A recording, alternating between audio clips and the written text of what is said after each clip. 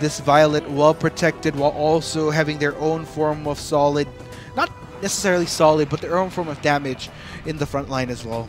Yeah, that's correct. Looks like the team wildcards here are going for a more defined type of team composition, other than to protect that Violet, but also actually help that Violet and having a good free hit opportunity right there. Meanwhile, looks like Team Chinese Taipei already made up their minds even before the drafting phase right here. Looks like they'll be locking in a Lindis and a Taara. That actually is a good complement to their overall team composition right here. They have the damage, they have the utility, they have that tankiness. It's very pretty well rounded right here. And ooh, for the side of the wild cards, we have an initial pick of Preta, which is not bad of a pick for a mage, because seeing the potential that Preta has in its kit, it very complements the Lubu Malok and Mina Violet we have here. But I see a little bit of a switch right there a while ago, but I don't want to finalize it because I don't want to get juked. Right. But yes. I mean, Preda would make sense in this composition. Oko was locked in, so it's kind of similar.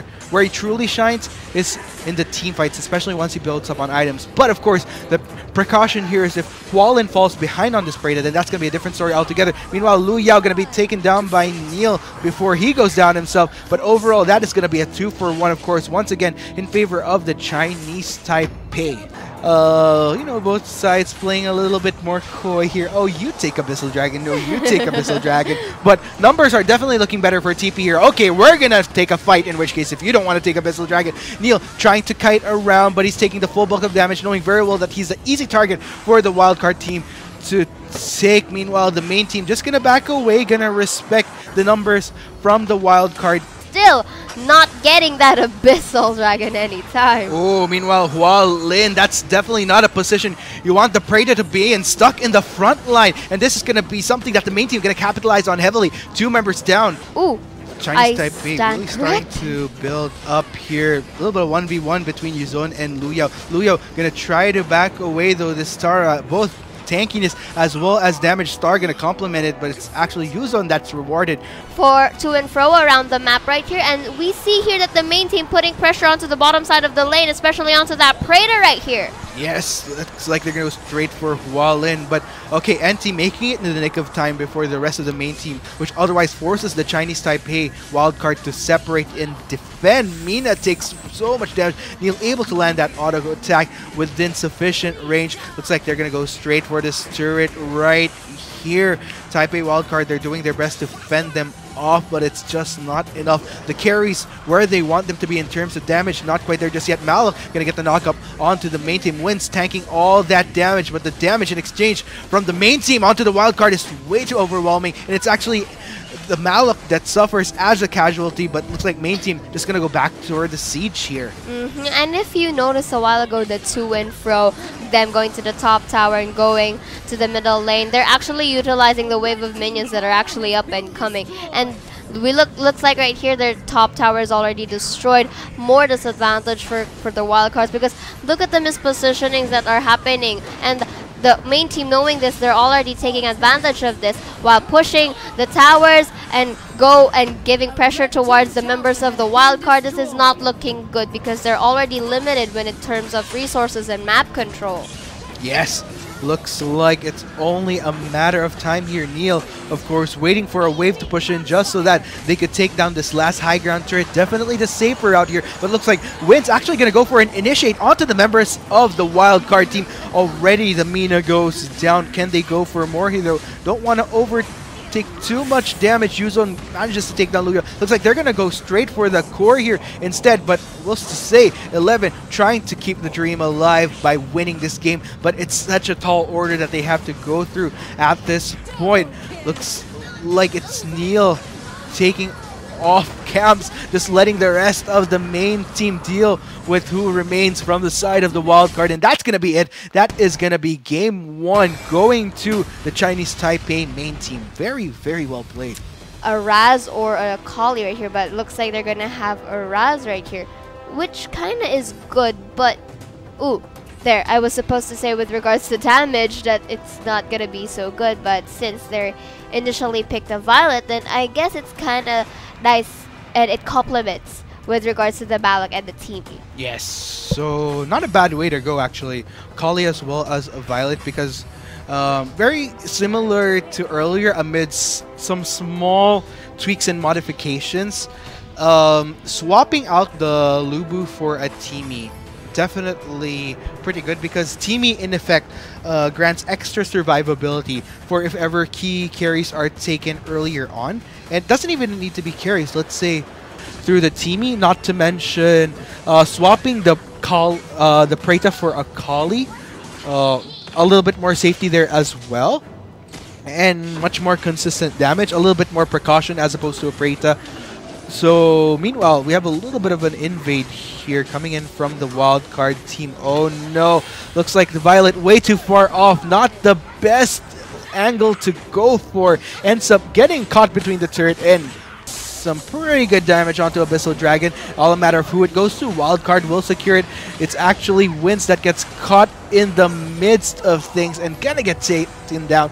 To what the Wildcard was planning though, and we see that the Wildcard is being aggressive in here for the Alice, because Alice being squishy gave them the opportunity to actually push. Again, Teamy Malak tandem to allow Violet to just constantly hit from the backside, working wonders for the Chinese Taipei wildcard right now. Meanwhile, Benny gonna get taken down right there. Looks like the wildcard is on a roll, in which right, they're the ones that's dictating the pace of this game. Not a member of the Chinese Taipei main team is on the tankier side, like the pure tankier side. And in effect, whenever Hualin throws out that ultimate, the main team has to make a choice. Either somebody soaks it, but meanwhile I'll have to hold off right there, because it looks like we have a 2-for-1 so far. Can they go for more? Main team doesn't have much of a tankier items, but we see a 2 versus 1 pickup coming from the main team right here. They're trying to free hit the Taara, but since the TV went, it's going to be a good opportunity for them because the team is much squishier. But then being a bro was used, but was suddenly still defeated by the Lidus right there. Kali a little bit too late for her, the ult right there. The towers that are being pushed right here. It's still on the favor of the main team because they have more map control, but Violet successfully killing that Alice right there, taking their pace right now. Kilgraf alone on the top side of the lane, hoping for a split push, but the Kali uses the ult, and now we can see that this is a 4-to-1 engagement and successfully kills that Kilgroth right there. Correct. And for the main team, this is crucial for them if they already separate, because look at them right now slowly being free hit by that Violet right there. They have to know who to target first, but now this is not looking good for the team, for the main team right here. Oh man, takedown just like that. So far, only Shanyo that is down here. This could be an opportunity for the wildcard team. Yuzon, the only surviving member.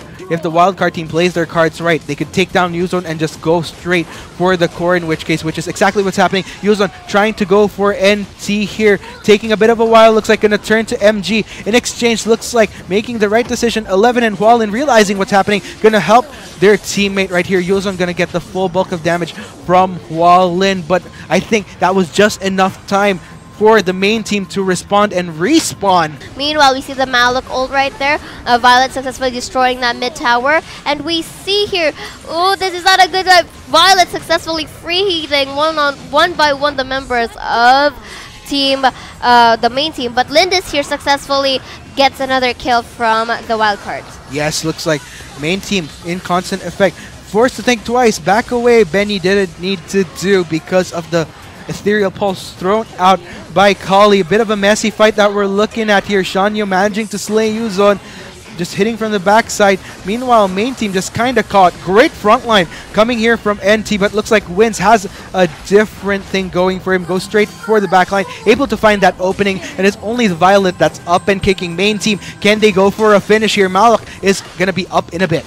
Hualin already throwing in the Ethereal Pulse. This could be the go signal for TPE to engage onto the wildcard team takes down the teamie. Looks like 11 actually managing to survive with a slither of health, but this could be a good opportunity for main team to take the the Dark Slayer for themselves. That is true. That is what the main team was waiting for. That Kali ult being used, and of course, once it's done, there's the cooldown. That is where they go in of the lane. Yes, and looks like we're going to have a fight. Finally, Kali trying to get the max damage off, gets quite a bit onto Neil, but it's actually Winston Star that's going to go straight and not giving a care in the world. And that's going to be, wow, 2 members taken in from the wild card. Not just that, not 2, make that 3. And oh no, I think this could potentially be a finish. Those are heavy death timers. Wolves, the main team still having all 5 embers up and kicking in this game. That is correct. I mean, a triple kill from the Lindis at that. I mean, that was a good pickoff coming from the main team. Meanwhile, we see here a 3 versus 1 engagement coming from the bottom side of the lane. We see that the main team already going for the core. Kali uses the ult against the Kilgoth to shove it away, but manages to do so. But we still have more numbers when it comes to the main team here going in. Now, this is a good time for the main team to go for the core. Yes, and there you have it, ladies and gentlemen. It is gonna be the Chinese Taipei main team that takes it 2-0 against the Chinese Taipei Wildcard, effectively pushing them into the semi-finals.